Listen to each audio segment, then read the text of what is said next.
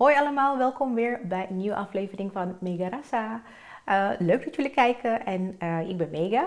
En vandaag gaan wij perkedel jagung maken. Perkedel jagung noem je in het Nederlands ook maïskoek. En ja, dit is heerlijk gerecht. En wil je weten hoe je moet maken? Blijf kijken.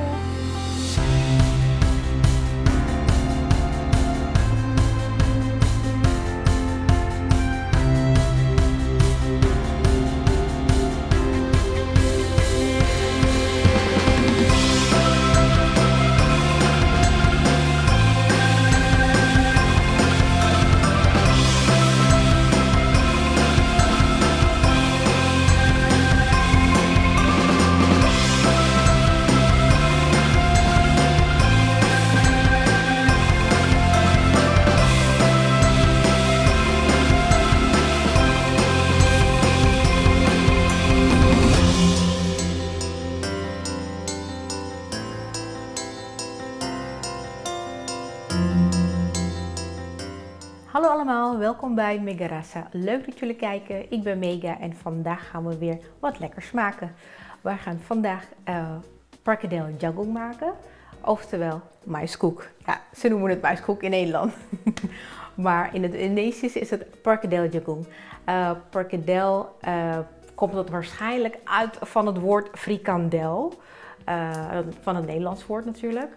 En in Indonesië is het, denk ik, perkedel geworden. Ik weet niet hoe het gegaan is, maar ik vermoed dat het zo is gegaan. En jagung betekent mais en dat is ook de ster van vandaag, want ik ga lekker met verse maiskolf maken. Ik laat jullie zien wat we allemaal nodig hebben. Dat is natuurlijk de 2 maiskolven, een bosui, een selderij en een pepertje. Maar dit is optioneel. Als je niet zo van pittig houdt, kan je dit natuurlijk gewoon skippen. En ik heb hier 2 salotjes.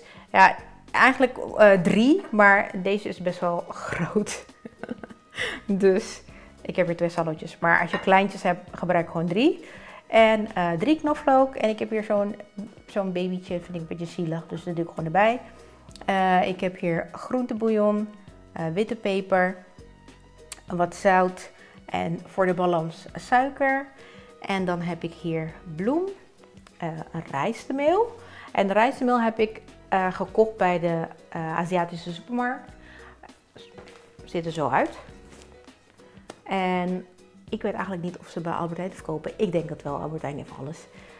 Dus die kan je gewoon ook gebruiken. En dan de secret van vandaag is baking powder, want wij gaan een krokante maïskoek maken, dus dit is het geheim. Oké, en dan heb je ook nog water. En ja, je ziet het, ik gebruik geen ei, dus het is ook een vegan recept. Nou, we gaan nu beginnen. Nou, we hebben hier dus de maïskolf. We gaan even de jasjes even uittrekken. Zo, dan zie je ook nog de haartjes.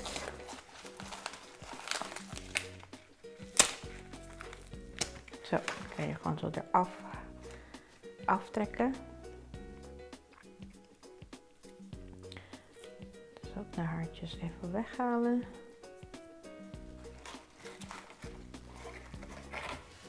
Dat is 1. Volgende. Deze maïskolven heb ik bij een supermarkt gehaald en meestal zijn de puntjes al eraf. Dus je kan dit gewoon plat zo op je snijplank zetten. Maar als je bijvoorbeeld bij een vers winkel koopt of bij de markt, meestal zijn ze gewoon allemaal nog met puntjes. Dus die moet je eventjes snijden. Dus dat kan je dan plat neerzetten op de snijplank. En nu gaan we de maïskorrels even eraf snijden. Oh. Ja, ik heb een nieuw mes, dus ik ben heel voorzichtig, want hij is best wel scherp. Nou, zoals jullie zien, het gaat best wel super makkelijk, maar hij gaat overal hier op tafel. Maar goed, maakt niet uit.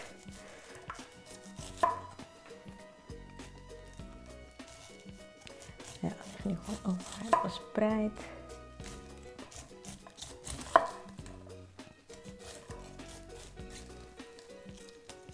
misschien moet ik het toch even in twee delen, dat het niet overal gaat.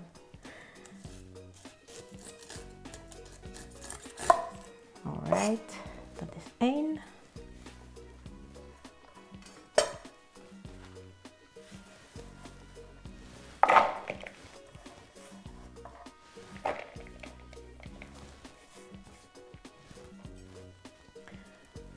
De volgende.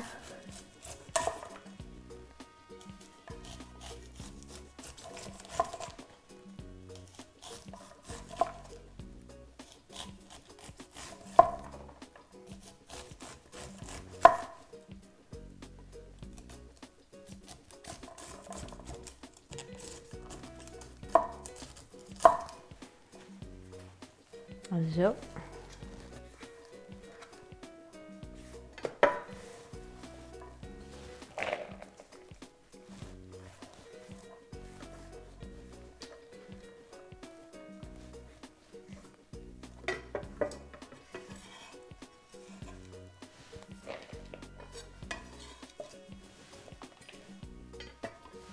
Nou, hier pak ik ook een beetje.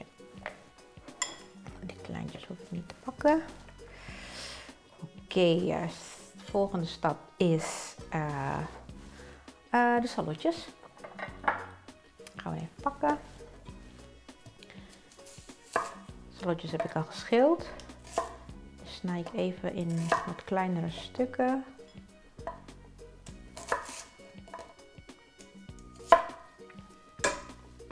En dat gaat in mijn chopper.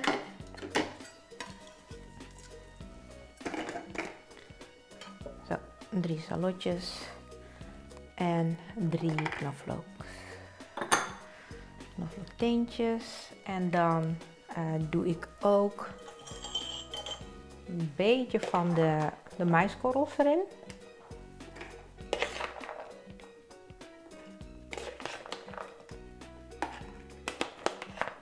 Dit is ongeveer 4 lepels.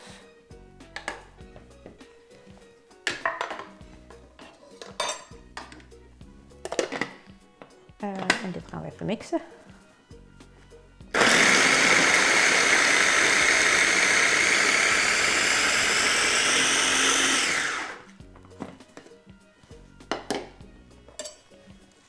Het hoeft niet super fijn te zijn.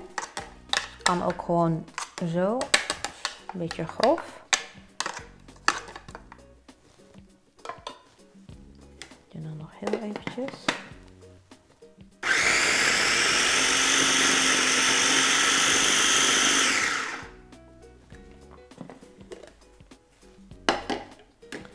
Oké, als je dat gedaan hebt, dan ga je dit hierin doen.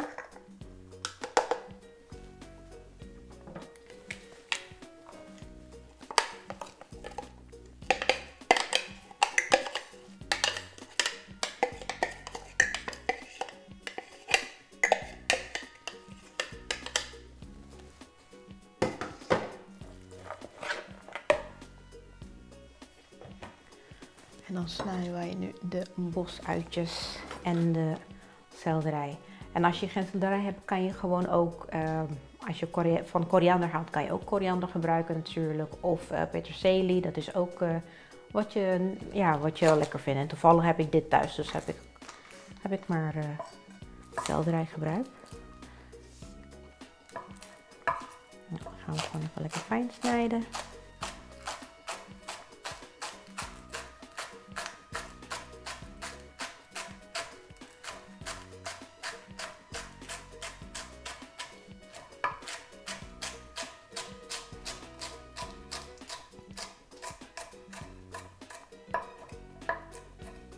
Zo, alles fijn hakken.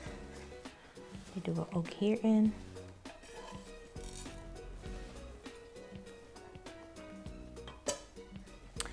En dan heb ik mijn pepertje.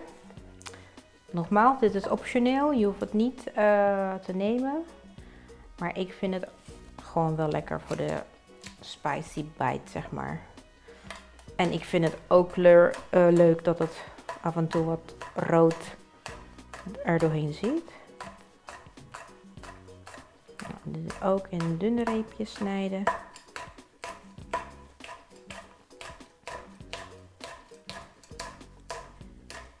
Je kan de zaadjes natuurlijk ook weghalen, maar zoals jullie weten, ik hou van spicy. Dus dan doe ik gewoon erbij. En dan hebben wij de smaakmakers, dus groentebouillon, of je kan ook kippenbouillon gebruiken, maar omdat het vegetarisch is, of ja, vegan eigenlijk, dus heb ik gewoon groentebouillon gebruikt. En witte peper, wat zout en suiker. Even een beetje mixen.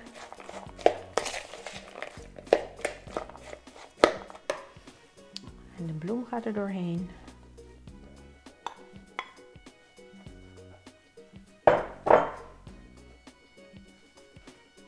De rijst, de bloem.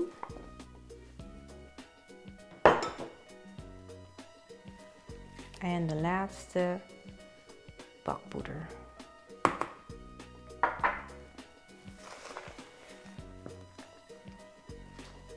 Dit gaan we even mengen. En zometeen doe ik het water bij.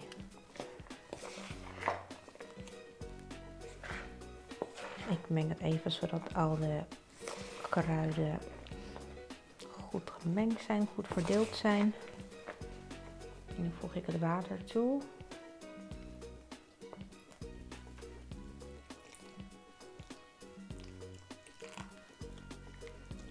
Beetje bij beetje.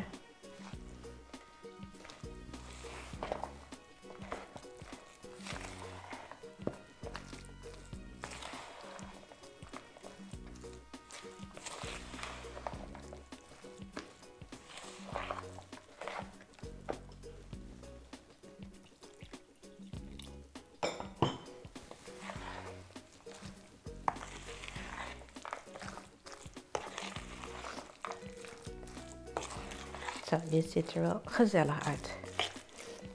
En als je geen bosuitjes hebt, kan je natuurlijk ook bieslook gebruiken. Dat is ook wel lekker.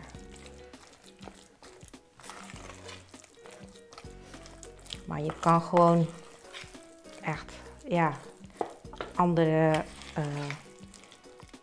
kruiden gebruiken. Zoals ik zei, bieslook. Dat is gewoon een kwestie van proberen en experimenteren, zou ik zeggen.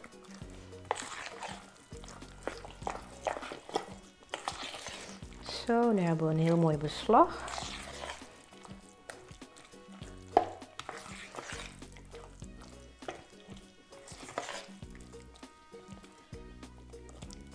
Even kijken hoor. Ja, ik denk dat het zo wel genoeg is. Dus een beetje beslag, net als, ja, niet echt pannenkoek, maar ik denk een beetje American pancake-achtige beslag. Oké.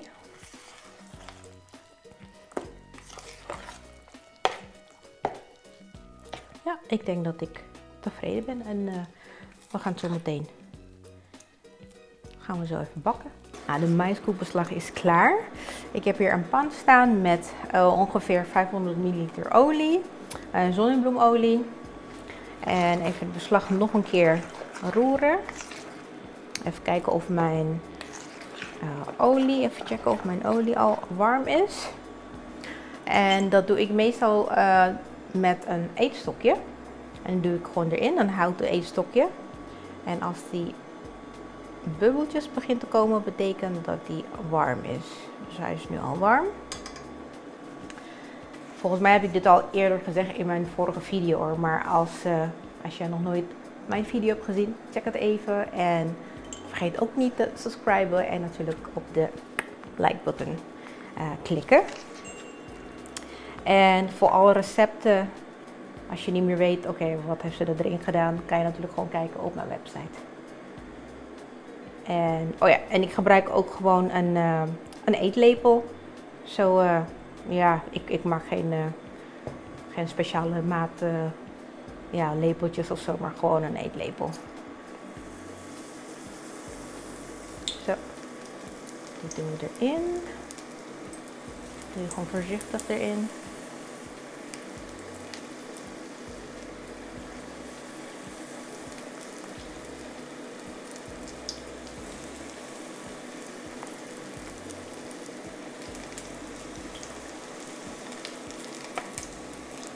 Doe heel even 5.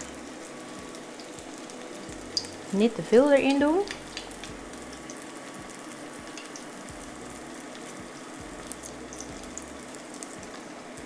Zo, even draaien.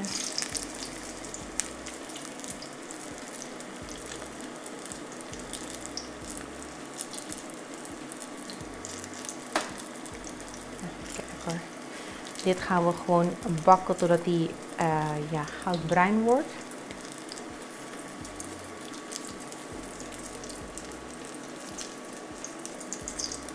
Ja, ik gebruik gewoon eetstokjes omdat ik dit gewoon heel makkelijk vind te draaien. Maar als je niet gewend bent met een eetstokje, kan je natuurlijk gewoon het tang gebruiken.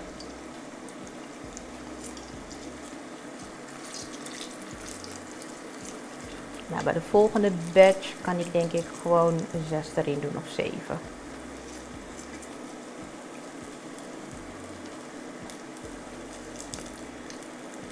Zo, regelmatig omkeren. En dit is natuurlijk gewoon echt lekker voor snack of bij de borrel kan je ook eten. En natuurlijk ook gewoon met de rijsttafel. En met rijst is het, ja, alles is goed met rijst. Of als je barbecue hebt. En even wat hapjes voor de gasten. Ik maak dit altijd voor mijn kinderen. Als ze van school komen, dan hebben ze een lekkere trek. Dan maak ik gewoon maïskoekjes.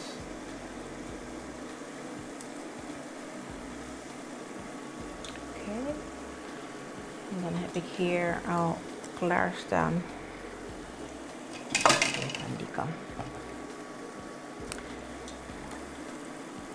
Een zeefje met keukenpapier. Om die olie op te vangen.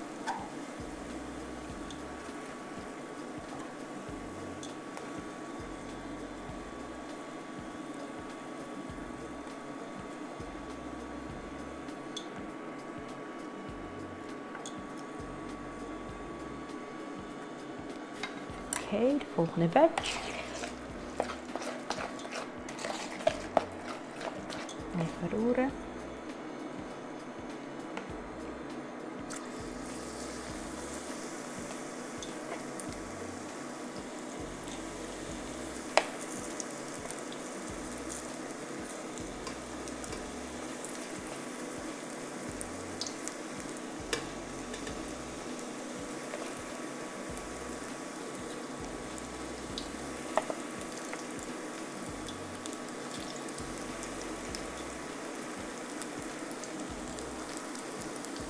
Zo, ik doe nou 7 erin. Nou, als je voor een borrel gaat maken, kan je natuurlijk ook wat kleiner erin doen. Dus dat je bijvoorbeeld een theelepel gaat pakken of zo. Kijk, nu is het zo groot.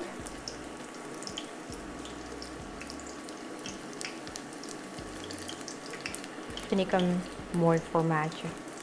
Nou, ik heb alle maïskoek gebakken en ik heb net even geteld. Ik heb er nu 26 stuks.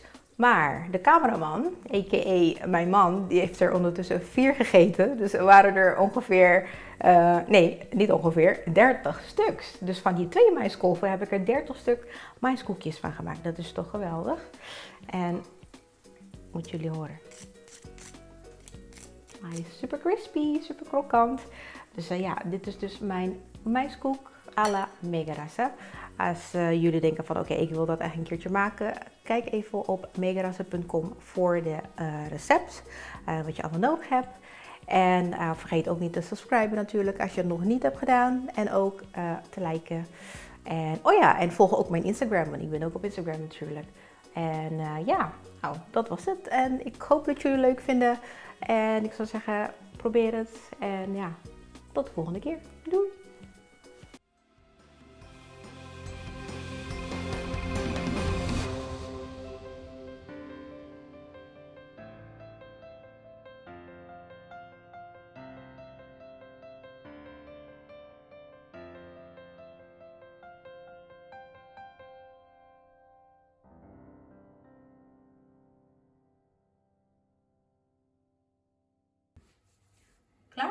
Yep. Oh, oké. Dan ga ik mijn schammel pakken.